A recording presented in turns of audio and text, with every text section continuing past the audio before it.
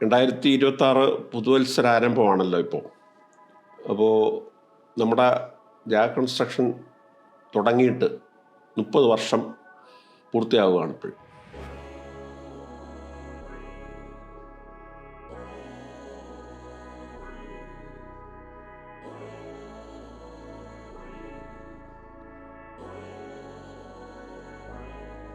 ഞാൻ 1978 BSc engineering college of engineering ട്രിവാൻഡ്രത്ത് നിന്ന് പാസ്സാവുന്നു. എക്സാം കഴിഞ്ഞ സമയത്ത് നമ്മുടെ ഫ്രണ്ട്സിൻ്റെ നിർബന്ധം കാരണം IIT-യിൽ എൻട്രൻസിന് എഴുതി കഴിഞ്ഞപ്പോഴത്തേക്കും ബിൽഡിംഗ് ടെക്നോളജിയിൽ എനിക്ക് അഡ്മിഷൻ കിട്ടി. അപ്പോൾ റിസൾട്ട് വന്നു. അന്ന് പാസ്സായി പ്രൊഫഷണൽ സർട്ടിഫിക്കറ്റ് കൈ കിട്ടിയാൽ എവിടെയെങ്കിലും ജോലി കിട്ടുന്ന ഒരു സാഹചര്യമുണ്ട്. എൻ്റെ വീട്ടിലെ സാമ്പത്തിക ഇത് കാരണം ഫാദറല്ല. അപ്പോൾ ആ കാരണത്താൽ MTech IIT-യിൽ നിന്ന് ഞാൻ നിർത്തി പോന്നിരുന്നു. അപ്പോൾ അന്നേ വിചാരിച്ചാണ് ഒരു പോസ്റ്റ് ഗ്രാജുവേഷൻ MTech എപ്പോഴെങ്കിലും പഠിക്കണമെന്ന്. അപ്പോൾ ജോലി കിട്ടി 15 വർഷത്തോളം ആകുമ്പോൾ ഒരു തോന്നി managing people is the tough task rather than managing anything else in the world. അപ്പോൾ MBAക്ക് ചെയ്ത് അപ്പോൾ പാർട്ട് ടൈം എഞ്ചിനീയറിംഗ് കോളേജ് ട്രിവാൻഡ്രത്ത് പാർട്ട് ടൈമായിട്ട് അങ്ങനെ MBAക്ക് പഠിച്ചു. 1995 ജൂണിലാണ് ഞാൻ MBAക്ക് ജോയിൻ ചെയ്തത്. അപ്പോൾ MBA പഠിച്ചു തുടങ്ങിയപ്പോൾ തന്നെ ഒരു പ്രൈവറ്റ് വർക്ക് ചെയ്യാനുള്ള ഒരു മനസ്സിനുള്ള ഒരു ധൈര്യം വന്നിരുന്നു. അപ്പോൾ ആ കാരണത്താലാണ് ഞാൻ ഇത് ജാഗ് കൺസ്ട്രക്ഷൻ പ്രൈവറ്റ് ഒരു കൺസേൺ സ്റ്റാർട്ട് ചെയ്യാൻ വേണ്ടി വിചാരിച്ചത്. ഇതാണ് ജാഗ് കൺസ്ട്രക്ഷൻ്റെ 96-ൽ സ്റ്റാർട്ട് ചെയ്തപ്പോൾ ഉള്ള ഓഫീസ് റൂം. ഇത് വ്യക്തിപരമായി എൻ്റെ ഓഫീസ് റൂമാണ്. കാരണം ഞാൻ 90-ൽ ഈ വീട് പണിയുമ്പോൾ ഞാൻ PWD ആയിരുന്നു. അപ്പോൾ എൻ്റെ ഓഫീസിൽ ഇരുന്ന് എഴുത്തുള്ള ഒക്കെയാണ്. അപ്പോൾ 96 തുടങ്ങിയപ്പോൾ ഞാനിവിടെ ഇരിക്കുന്നു. ആദ്യത്തെ സ്റ്റാഫ് മിനി ഇവിടെ ഒരു കസേരയിട്ടാണ് ഇവിടെ ഇരുന്നിട്ടുള്ളത്. കസേര മേശ ഇവിടെ ഇട്ട് ഇരുന്നിട്ടുണ്ട്. ഇവിടെ ഇരിക്കുമ്പോൾ അതൊരു നൊസ്റ്റാൾജിക് ഓർമ്മയാണ്. ഇവിടെയാണ് പരോപകാരപ്രദം കർമ്മോത്സുകം ധന്യമീ ജീവിതം എന്നുള്ളത്. ജാഗ് കൺസ്ട്രക്ഷൻ ആരെങ്കിലും വരയ്ക്കാനൊക്കെ വരുമ്പോൾ അത് വായിക്കും.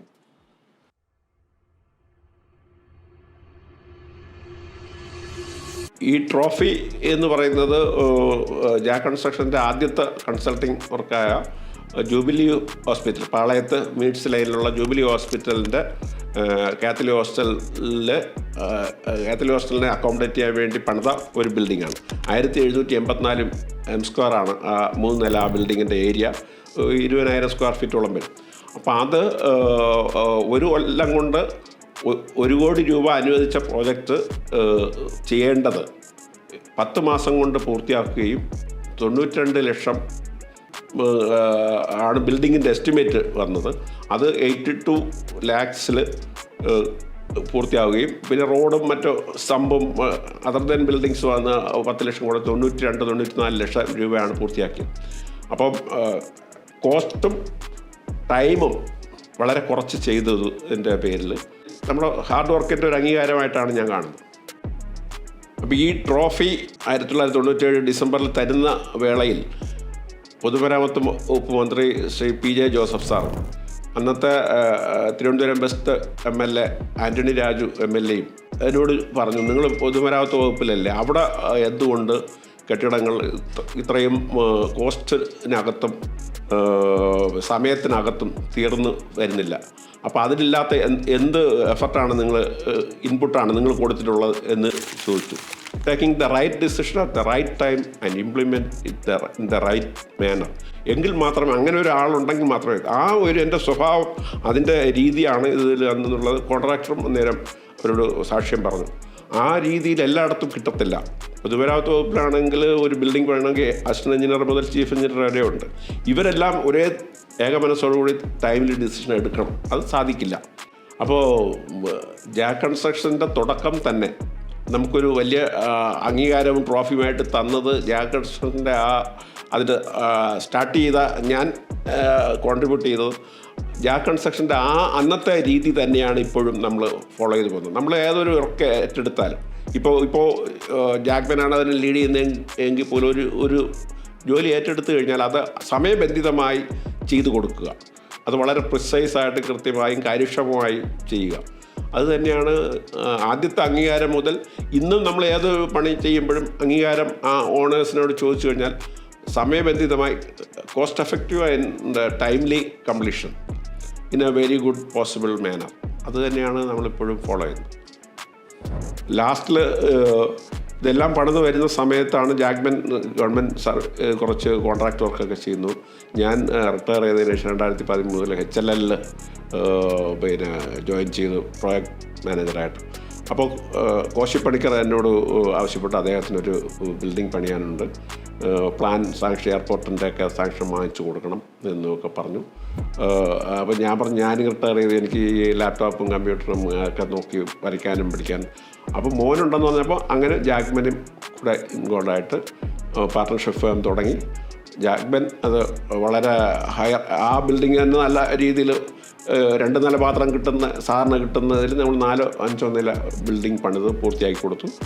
ദെൻ ജാക്ക്മാൻ അതിപ്പോൾ ലീഡ് ചെയ്ത് കൊണ്ടുപോകുന്നു. ഇപ്പോൾ പ്രൈവറ്റ് ലിമിറ്റഡ് കമ്പനിയാക്കുകയും പിന്നെ ആ ഒരു ലെഗസി ഞാൻ തുടങ്ങി വെച്ച ആ സിൻസിയറിറ്റി ലെഗസി വേറൊരു രീതിയിൽ ഹൈ ടെക്നോളജി ഇതിൽ ഇപ്പോൾ കേസ്മാർട്ടിൽ പ്ലാൻ സബ്മിഷൻ വേണ്ടത്തെ ഏറ്റവും ലീഡിങ് ഇത് ജാക്ക്മാൻ ഉണ്ടാകുന്നു. കാരണം എന്താണോ അന്നേരത്തെ അവൈലബിൾ ടെക്നോളജി അത് ഉപയോഗിച്ചുകൊണ്ട് നമ്മൾ മാക്സിമം ബെനിഫിറ്റ് ടു അതേ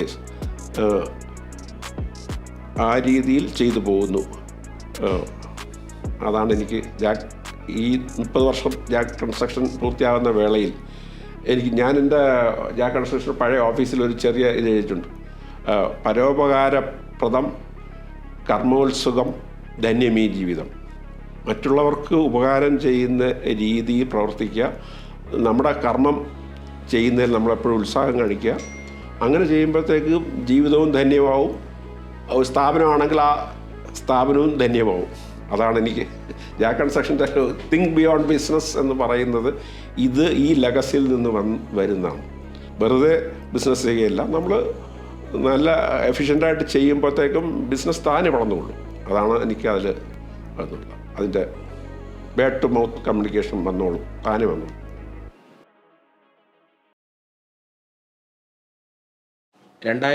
TKM കോളേജിൽ നിന്ന് എഞ്ചിനീയറിംഗ് കഴിഞ്ഞ് ഞാൻ ആദ്യം ഒരു ഹൈറൈസ് ബിൽഡിംഗ് പ്രോജക്റ്റിലേക്കാണ് ജോലിക്ക് പോകുന്നത്. അന്ന് ഫാദർ ഗവൺമെൻറ് സർവീസിൽ വർക്ക് ചെയ്യുകയാണ്. അത് കഴിഞ്ഞ് ഞാൻ ആ പ്രോജക്റ്റിൻ്റെ ഒരു ഫൈനൽ സ്റ്റേജ് ആയപ്പോൾ മിഡിൽ ഈസ്റ്റിൽ പോവുകയാണ്. ഒരു 150ഓളം വില്ല ഉള്ള ഒരു പ്രോജക്റ്റിലേക്കായിരുന്നു. അത് ബഹറിനിലായിരുന്നു. അത് കഴിഞ്ഞ് ഞാൻ നാട്ടിൽ തിരിച്ചു വന്നു. നമ്മുടെ Trivandrum city improvement project, bakery junction flyover, Chakka പാലം, കിംസിൻ്റെ അടുത്തുള്ള പാലം, അങ്ങനെ അനവധി റോഡുകൾ, ട്രിവാൻഡ്രം സിറ്റിയുടെ നാഴിക കല്ലാവുന്ന ഒരുപാട് റോഡുകളുടെ പ്രോജക്റ്റിൽ അസോസിയേറ്റ് പ്രോജക്റ്റ് എഞ്ചിനീയറായിട്ട് ഞാൻ വർക്ക് ചെയ്യുന്നുണ്ടായിരുന്നു. ആ സമയത്താണ് ഫാദറിൻ്റെ റിട്ടയർമെൻ്റ് ആവുകയും ഫാദർ ഇത്രയും കാലം കൈമാറി വന്ന ട്രസ്റ്റ് അടുത്ത ലെവലിലേക്ക് പോകണമെന്ന് എൻ്റെ അടുത്ത് കാഷ്വലി ഒരു ദിവസം സംസാരിക്കുകയും ചെയ്യുന്ന ഇതിലാണ് ഞാൻ ജാക്ക് കൺസ്ട്രക്ഷനിൽ ഓൺ ബോർഡ് ചെയ്യുന്നത്. അതിൽ നമ്മുടെ ഫസ്റ്റ് പ്രോജക്റ്റ് എന്ന് പറയുന്നത് ഗ്ലെൻമാർക്ക്, നമ്മുടെ കോശി പണിക്കർ സാറിൻ്റെ ഗ്ലെൻമാർക്കിൻ്റെ ട്രിവാൻഡ്രത്തെ ഓഫീസാണ് നമ്മൾ തുടങ്ങുന്നത്. അത് ആക്ച്വലി ഒരു കമ്പൈൻഡ്, ഞാൻ എൻ്റെ ഫാദറിൻ്റെ നിന്ന് ഇത്രയും കാലം ഉണ്ടാക്കിയ ട്രസ്റ്റ് എങ്ങനെയാണ് അത് ഉണ്ടാക്കുന്നത് കറക്റ്റായിട്ട് പഠിക്കാൻ പറ്റി. നമ്മൾ എത്ര തിയറിറ്റിക്കലായിട്ട് പഠിച്ചാലും പ്രാക്ടിക്കലായിട്ട് ചെയ്യുമ്പോൾ മാത്രമേ മനസ്സിലാവൂ എന്ന് പറയുന്ന പോലെയായിരുന്നു ഈ പ്രോജക്റ്റുകളിലൊക്കെ അസോസിയേറ്റ് ചെയ്തപ്പോൾ. അതിനുശേഷം എല്ലാം ഒരു സ്വപ്നം പോലെ മുന്നേറുകയായിരുന്നു. നമ്മൾ ഗോവിന്ദൻസ് നേഴ്സിംഗ് സ്കൂളിൻ്റെ വർക്ക് ചെയ്തു. അതുപോലെ നമ്മൾ ഒട്ടനവധി ഗവൺമെൻറ് പ്രോജക്റ്റുകൾ നമ്മൾ ആ സമയത്ത് PWD ലൈസൻസ് എടുക്കുകയും തൊഴിൽ ഭവൻ്റെ വർക്ക്, ലേബർ കോംപ്ലക്സ് PMGയിലുള്ളത് നമ്മൾ ചെയ്തു. അതുപോലെ ക്യാൻറ്റീൻ ബ്ലോക്ക് പ്ലാനിംഗ് ബോർഡിൻ്റെ, medical college ladies hostel, consumer കോടതി, പിന്നെ അതുപോലെ തന്നെ നമ്മൾ പ്രൈവറ്റ് സെഗ്മെൻറ്റിൽ സൈലത്തിൻ്റെ ബിൽഡിങ് സ്റ്റാച്യൂവിലുള്ള, അങ്ങനെ ഒട്ടനവധി പ്രോജക്റ്റുകൾ നമുക്ക് ചെയ്യാനുള്ള ഭാഗ്യമുണ്ടായി. അങ്ങനെ നിൽക്കുമ്പോഴാണ് 2020 നമുക്ക് കോവിഡ് വരുന്ന സമയത്ത് നമ്മുടെ ഓഫീസിൻ്റെ ഫസ്റ്റ് റിനോവേഷൻ സ്റ്റാർട്ട് ചെയ്യുന്നതും ഈ കോവിഡ് തുടങ്ങുന്നതും ഒരുമിച്ചായിരുന്നു. അത് ആ ഫേസ് ലിഫ്റ്റോട് കൂടി നമ്മുടെ ഓഫീസിൻ്റെ എൻ്റയർ സ്ട്രക്ചർ മാറുകയായിരുന്നു. കാര്യം നമ്മൾ പ്രൈവറ്റ് സെഗ്മെൻറ്റിൽ, കാര്യം നമ്മൾ ഈ ഹൈറൈസ് ബിൽഡിംഗ് ചെയ്യുന്നതിനോടൊപ്പം ഒട്ടനവധി വീടുകളും നമുക്ക് ചെയ്യേണ്ട ഇതൊന്നായി. ഏറ്റവും എഫക്റ്റീവായിട്ട് ആ ട്രസ്റ്റ്, കസ്റ്റമർ എന്താണോ ട്രസ്റ്റ് നമ്മൾ ഏൽപ്പിച്ചത് അതിനും ഒരു 10% കൂടുതലെങ്കിലും മാത്രമേ നമുക്ക് കൊടുത്തിട്ടുള്ളൂ.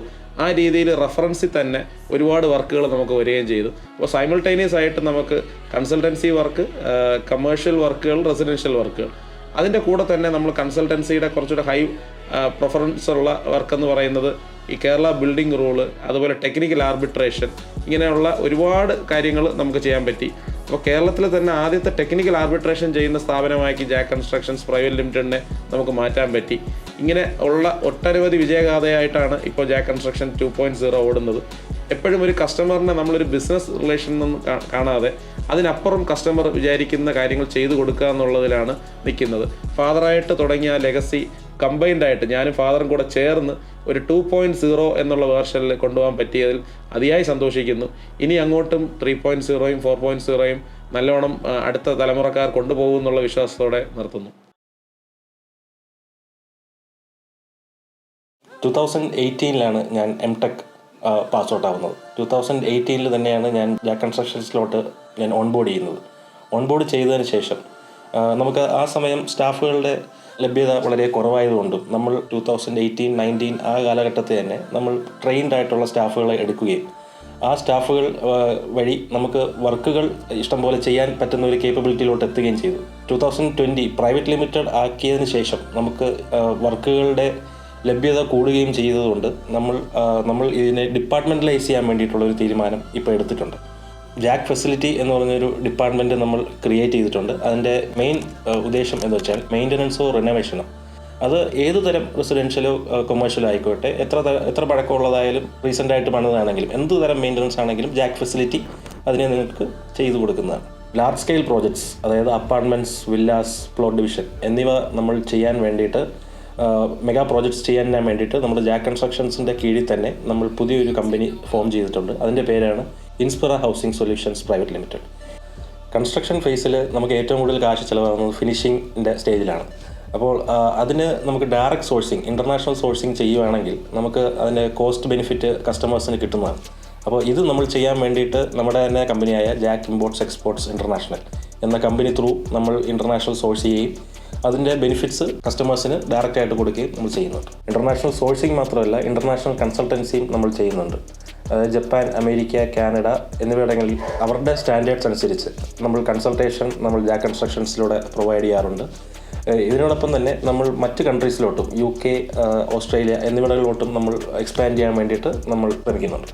അപ്പോൾ ഈ ഇൻ്റർനാഷണൽ ക്വാളിറ്റി നമ്മൾ കൊണ്ടുവരുന്നതുകൊണ്ടാണ് നമ്മുടെ കസ്റ്റമേഴ്സ് ഇപ്പോഴും നമ്മളോട് ട്രസ്റ്റ് വർത്തി ആയിട്ട് നിൽക്കുന്നത്. ഈ ക്വാളിറ്റി നമ്മൾ ഇനിയും അപ്പ് ചെയ്യാൻ വേണ്ടിയിട്ടുള്ള പ്രോഗ്രാം നമ്മൾ ജാക്ക് കൺസ്ട്രക്ഷൻസ് 3.0യിലൂടെ നമ്മൾ ശ്രമിക്കുന്നത്. ഇതിനോടൊപ്പം തന്നെ നമ്മൾ ലേറ്റസ്റ്റ് ടെക്നോളജി യൂസ് ചെയ്ത് നമ്മൾ നമ്മുടെ കസ്റ്റമേഴ്സിൻ്റെ ട്രസ്റ്റ് വർത്തി ഇപ്പോഴും നമ്മൾ മെയിൻറ്റെയിൻ ചെയ്യാൻ ആഗ്രഹിക്കുന്നുണ്ട്. അതുകൊണ്ട് തന്നെ ടെക്നോളജീസ് ലൈക്ക് AI അല്ലെങ്കിൽ VR ഇതെല്ലാം നമ്മൾ ചെയ്ത് BIM മോഡലിംഗ് അങ്ങനത്തെ കാര്യങ്ങളെല്ലാം ചെയ്ത് ശ്രമിക്കുന്നുണ്ട്. ജാക്ക് കൺസ്ട്രക്ഷൻസിൻ്റെ ഈ 30 years of legacy and trust, ഇത് നമ്മൾ മുന്നോട്ട് പോകുന്തോറും ജാക്ക് കൺസ്ട്രക്ഷൻസ് 3.0യിൽ പോകുന്തോറും നമ്മൾ better quality, better trust, better transparency ഇത്രയും നമ്മൾ കൂടുതൽ മെയിൻറ്റെയിൻ ചെയ്യാൻ വേണ്ടിയിട്ടുള്ള എല്ലാ പ്രോഗ്രാം നമ്മൾ ജാക്ക് കൺസ്ട്രക്ഷൻസിൽ ചെയ്യുന്നതായിരിക്കും. Thank you.